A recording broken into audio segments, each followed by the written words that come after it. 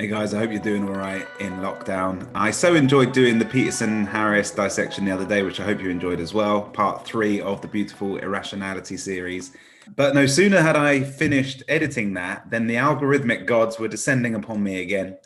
And I saw this conversation released a couple of weeks ago between Tom Bilyeu, I think that's the right way to say it, and Richard Dawkins, called Detaching Yourself from Irrational Thinking. I'm going to watch it now with you and basically see what comes up for me, taking the kind of position of trying to sort of pull people in the direction of appreciating the potential beauty of irrationality. And obviously it's clear when they're trying to say detaching yourself from irrational thinking, as Sam Harris was very much just in the grapple with what I would describe as painful irrationality and rationality, and trying to get people up to a state of rational thinking. Obviously, the beautiful side of irrationality is this kind of induction that artists receive from the ether, this bolt of lightning that strikes them, that kind of really isn't about cognitive thinking in the same kind of way. It's more of an intuitive lightning bolt, frankly. Let's get into it and see how it is. Everybody, welcome to another episode of Conversations with Tom. I am here with the absolute legend, Richard Dawkins. You've written such a library of seminal works that revolve around rationality, the pursuit of truth, secularism as a power for good. How do you recommend people approach thought or thinking to make sure that they are on a path of rationality? I fear we all, to some extent, are susceptible to the echo chamber effect, and it's a thing we need to fight against, and I try to fight against it. Believe in evidence, believe in rationality. The organization that I'm a part of, which is the Center for Inquiry, which is merged with my own foundation, the Richard Dawkins Foundation, is all about rationality, all about skepticism, all about testing propositions for their truth. What is it about human evolution that's led us to have what I will lovingly term the woo-woo gene, where there's just some people that really respond to a more mystical answer versus... It does seem to be, doesn't there? I mean, one of the things that's a bit depressing is that when people give up religion, they sometimes switch to woo-woo, as you say. It's as though they somehow can't quite divorce themselves from nonsense. I mean, what we want to do is to switch from all kinds of supernatural nonsense to rationality, evidence-based thinking. That's quite interesting. I mean, not even making a call on it myself. And I think Harris and Peterson were talking about this. If you take away the substructure, you will still look for a way to fill that void. And now Dawkins saying, believe in rationality, which is kind of a funny phrase in itself, but essentially your whole sense of humanity can be found just in empirical data. Go on and see what happens next. Is the notion of a God neuron real? Like, is there a region of the brain that, when faced with the supernatural, creates a neurochemical state where you feel that profound sense of awe and connection that people are chasing? I would hesitate to say a neuron. I mean, I think that human brains are susceptible in that kind of way. And I think it's one of the weaknesses of the human brain, understandable perhaps. Just to say, already, I mean, I like this turn towards neuroscience and asking, is there something that the map of our brain responds to that is beyond? And you see straight away, Dawkins doesn't know, but he sees it as a weakness. So the assumption is anything that is not rational is a weakness, which puts rationality at the top of the hierarchy. I don't think this is contentious, but I'm just making the observation. Before we realize what's happened, it's already agreed upon that irrationality is a defect, a weakness, or something that we should overcome. If you have somebody they have a neurological state that they are chasing that I will, in a generous framing, I'll call awe. And I will say that awe is arguably one of the most profound and enjoyable states. So if, when I'm presented with this notion of, hey, there's this magical way to take this compound, dilute it, and it becomes almost like a divine moment, some magical, mystical thing that I can't explain happens, and that speaks to that sense of like connection and wonder that I have. What makes people go for that instead of Tylenol or something that we know and can test and measure actually has an impact. Is a hope that by shining a light on that, people can sort of talk themselves through it? Yes, I think I would make a contrast between, say, astrology and astronomy. This comes up in the Harris and Peterson conversation right at the beginning, actually, if you watch the full conversation, where they're talking about how astronomy and astrology at one point in one paradigm were the same thing. And then as reason came in, they began to separate. Both of them tap into that feeling of awe that you described. And when people talk about Jupiter moving into the second house of Aquarius or whatever it is, it's the same kind of frisson of awe that we get. But one of them is nonsense, and the other one is true and beautiful. Beautiful because it's true. It is interesting that he is aspiring to beauty, to the aesthetics, to something higher, but saying that you can find it through a rationalized discipline. The thought that you can actually understand the universe in which we are and why life arose where it did and why it developed in the way it did, that is absolutely wonderful. And to deprive children of that wonder is an act of wanton vandalism, cruelty. There are two different things, though. There's the wonder of looking at the majesty of something, aesthetically appreciating it. And then there is the enjoyable digging, discovery, exploration of trying to figure out how it works. Both of those are valuable. I do agree with him, but they are different. And wonder doesn't just come from digging around. Wonder is, it's that first gasp, isn't it? As you take something in, regardless of how much we do or don't know about it. Have you seen, there was a recent video that I saw that was, admittedly, they don't know what it was doing, but it looks exactly like the octopus is dreaming, and it's rapid eye movement, and its skin is like changing color so fast. It was crazy. I think they think with their skin. I mean, I've got on record as saying that. Whoa. And dream with their skin is a lovely thought too.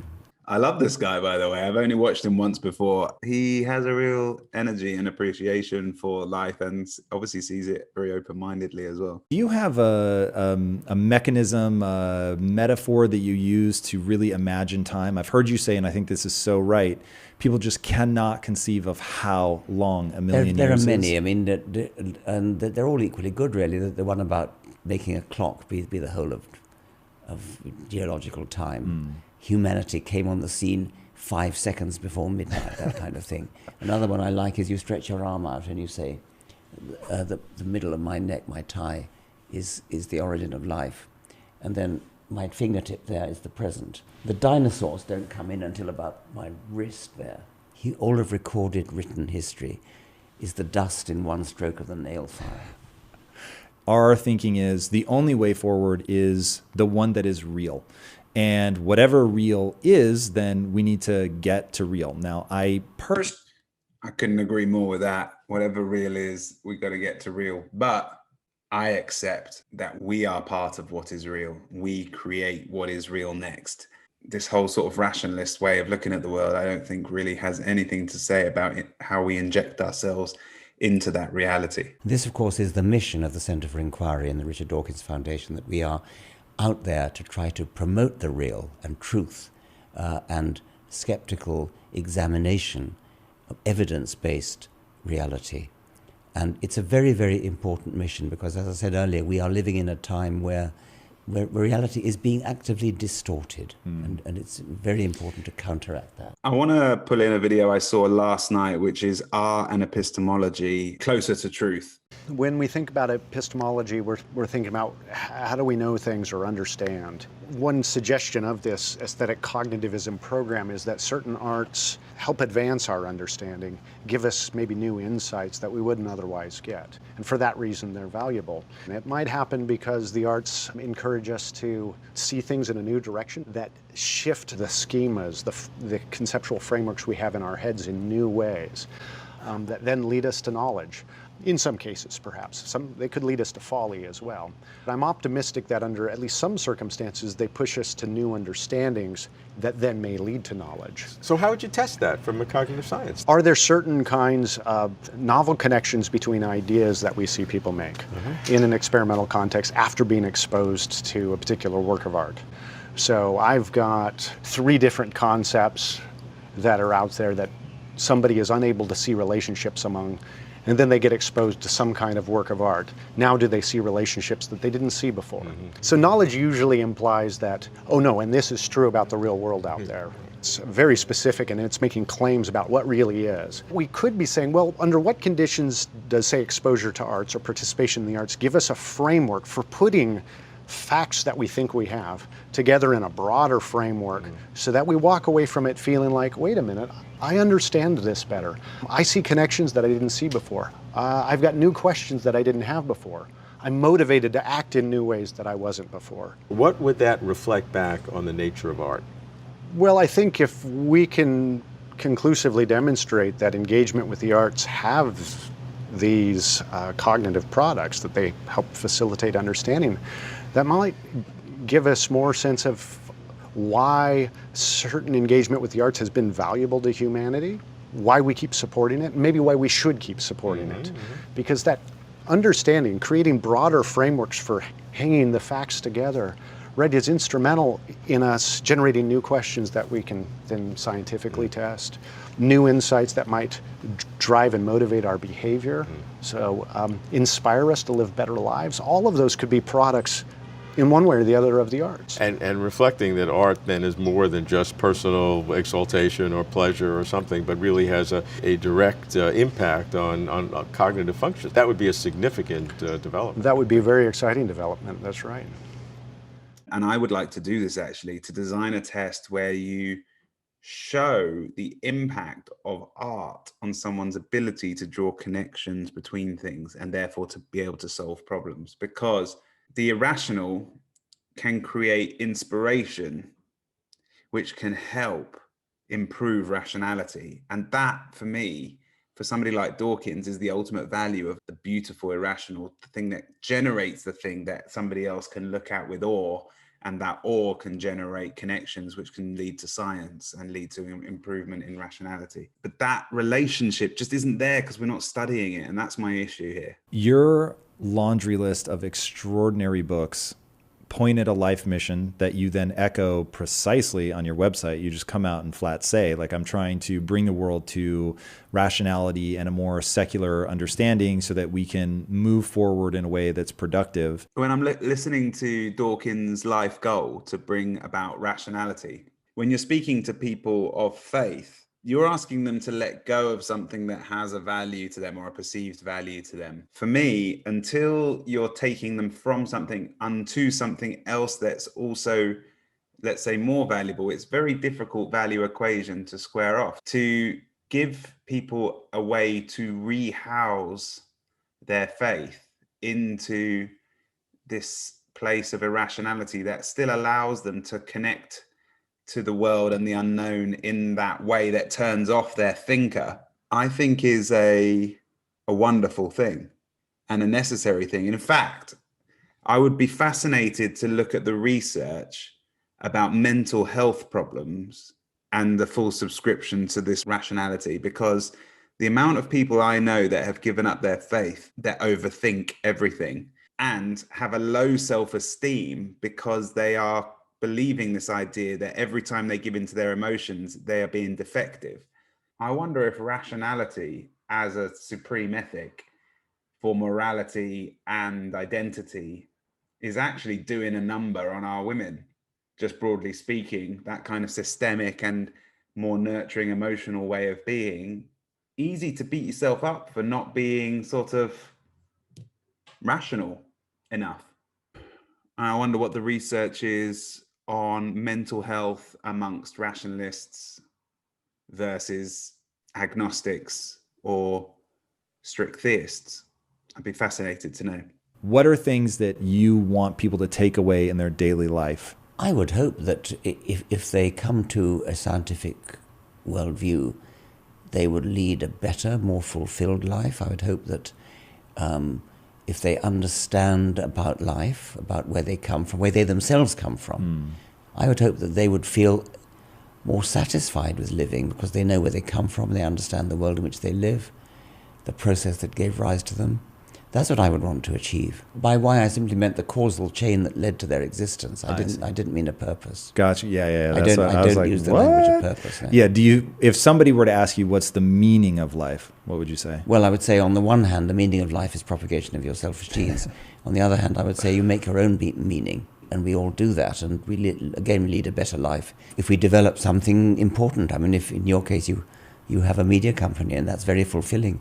In my case, I write books and give lectures. That's very fulfilling. Somebody else writes music or plays music. There are all sorts of ways you can give meaning to your life, your personal relationships, your love for your spouse and your children, etc. These all give meaning to life. The idea that we make our own meaning, I think I agree with that. Although I don't like the sentiment that it's kind of very individualistic, as if we're not in a collective. I like the view of humanity as a forest, that there's many different and diverse components that together build up a collective sense of identity, which is a forest, including the flowers and the animals and the trees. But I agree that the way to know that I am being my participatory best within the flourishing of the forest is to pursue my authentic and creative natural aspirations and help them bloom as best I can. And by doing that, help others around me to do the same. Do you look at that any differently? Like knowing the evolutionary biological reasons for love? I know that you've had a long-lasting marriage. Not really. No, I don't think I think I just behave like a human being in that respect. That's interesting. I just behave like a human being. And I guess that comment comes from his belief that we're hardwired to do a bunch of things. But it's interesting that he isn't too intrigued to talk much about love. I guess he's doesn't fit with his model very easily, as we saw with Sam Harris in the previous conversation, that there's a bit of love smuggling going on in there. Having some value for some irrationality and seeing some nuance in irrationality one question I could ask is all irrationality the same? That's a good question that we could follow up on. He can't create the space to house things like love and authentic creativity, so he just has to sort of skirt over them and then move back to the important subject. Once I understood evolutionarily what was going on, why emotions were arising the way that they were arising, why my brain was developed in sort of this tri-layered thing, that there's, basically your lizard brain, your mammalian brain, your neocortex. Once I could understand all of that, I could go, oh, I see, like this fear response that I'm having, I don't need to just act in accordance with it. I can actually use my prefrontal cortex to interrupt the signal. But breathing from your diaphragm when you're meditating instantly begins to shift you out of fight or flight and into the parasympathetic. And so as I began to think of myself as a biological system, the doors of the universe opened to me. I really enjoy what Tom's saying there about embracing all the different layers of what it means to be human, how the layers of this cake have developed over this millions of years, as Dawkins laid out earlier, knowing that you don't have to give in to the different layers, but you recognize and accept that we are not just a mind, we are a mind body. The body influences the mind influences the body, and we must accept and integrate all layers within us without limiting our potential to transcend and to be moving into a new phase. I love that. Love him. Phineas Gage type evidence means there's no question about it. We are nothing but our brains, but nevertheless. Nah, we're not nothing but our brains. Brain and body at very least. At very least, you could say we are our minds and our bodies. The nervous system runs through the whole body and uses the whole body. And just like Dawkins was saying, he thinks that the octopus thinks with its skin. We have a similar embodied experience. Children, Esther Thalen's work shows that children learn through physical exploration. They play, and that then informs their mind. So it's not true that we plan and orchestrate everything we do in the brain rationally and go out and do it. In fact, children act out of this very intuitive, playful, they have just urges that they're reaching from. But I would say it's pre-rational. And if you look at Esther's developmental psychology work, you can see that children learn to walk in 1,000 different ways through exploration, through non-rational activity. And that then informs their mind as they experiment and find things that work. When you're in love, it doesn't diminish from it that you know it's just brain stuff and hormones that's going on. It's still an intense emotion. Yeah, I think that is arguably the most important thing that somebody could derive from your work is you go into the biology, you talk about the evolution, you hand people an entryway to a universe of just unimaginable beauty. Yes. And what is it that is so awe-inspiring in that you called it the greatest show? But the product of The Only Game in Town is the immense diversity of life, the complexity of life, the elegance of it, the profoundly convincing illusion of design. Firstly, I reject the premise that life is a game. That is my first and foremost thing. Life is not a game. It is a process. And Dawkins skips straight to the product of this process. My way of looking at what is going on, what life is, and how to describe it is just totally different. I don't think it's a game, and I'm not interested in the product. I'm interested in the process and the day-to-day activities that we take on the basis of what is real. The sheer beauty of it, that is all produced by a very, very simple physical process. So it is the only game in town, and the product is the greatest show on earth. And as somebody who, I'm assuming you believe when we die, it's essentially like a light switch, you're just out and it's done. How does that influence how you think about living? It makes me want to live life to the full and to encourage other people to do the same. It's the only life we've got. So let's live it to the full, and let's leave the world a better place than we found it. Amen, brother. That I can get on board with. Let's live life to the full. Let's leave the world better than we found it. We're finally on the same page at 38 minutes. I think that is a perfect place to wrap up. Richard, thank you so much. It's the end. Oh, I'm wired up on coffee now, but that is funny. Spent the whole 38 minutes not really on the same page, and then the final line we got to agreement. So at least there was some agreement. Much for coming on the show, man. I have been blown away by your work for years, and I'm just grateful that you put it out there. And I know that at times it is maybe a little tumultuous, but I respect that you just keep going, man. So thank you very much for everything indeed. you've done. It was an honor to have you on the show. Great. All right, everybody, that's it. It was a nice conversation, and Tom Bilyeu is an exciting person to watch. Check out the full video below of Tom Bilyeu. It did leave me with that interesting question, and to be able to ask, are all irrationalities the same? Try and get into the nuance of irrationality. I feel that it's going to be easier for me to engage with the rationalists and the scientists on a question of are all irrationalities the same than it is to ask the question of can we include irrationality as a valuable part of the mix rather than just a defect from our rational identities. I feel that that's ground that needs to be broken in order for them to, they have to decouple in the same way that these guys are trying to get people to disconnect from their rationality, which I think is a very dangerous thing to do in its entirety. I don't think we should be doing that at all, because that's where you create the void and lose all meaning and potentially have lots of mental health problems. But I want to inquire about that. I also want to uncouple beautiful and painful irrationality. If I can create space that not all irrationalities are the same, that some of them are beautiful, then the question is, where does beautiful irrationality go on the hierarchy? And it's potentially, in my view, still goes at the top. And there's an argument to be made about how beautiful irrationality adds value to the product of rationality. So as Dawkins is interested in describing the history of the world based on rational thought, reason, and scientific inquiry, how do we move that body of knowledge forwards quicker, expedite it? I would say it would be by releasing our artists to illuminate new areas of the unknown, even the unknown, so that we can start to inquire better and faster rather than small incremental changes. Guys, I will see you very soon. I hope you enjoyed this. Please do give me a feedback. This whole dialectic is evolving and transforming very quickly, and I want to make sure that the few hundred of you that are enjoying this carry on staying on the journey. So give me feedback. Let me know what you've enjoyed so far. This is part 4 of the beautiful irrationality dialectic. I'll see you very soon.